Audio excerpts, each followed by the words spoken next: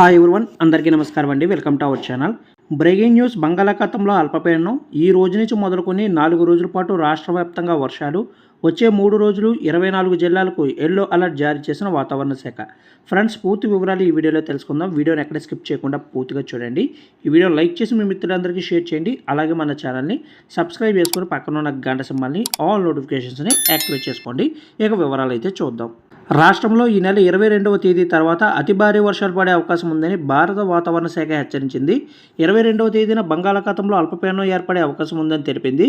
దాని ప్రభావంతో రాయలసీమ, కోస్తాంధ్రతో పాటుగా తెలంగాణలో కూడా భారీ నుంచి అతి భారీ వర్షాలు కురిసే అవకాశం ఉందని బులెటిన్లో పేర్కొన్నారు. ప్రస్తుతం కొనసాగుతున్న ఆవర్తనానికి తోడు ఈ 4-5 రోజుల్లో ఏర్పడబోయే అల్పపీడన ప్రభావంతో భారీగా వర్షాలు కురుస్తాయని తెలిపింది.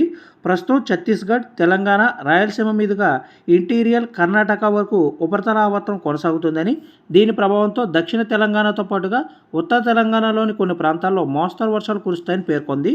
పలు జిల్లాలకు వచ్చే 3 రోజులకు గాను హైదరాబాద్ వాతావరణ శాఖ ఎల్లో అలర్ట్ జారీ చేసింది.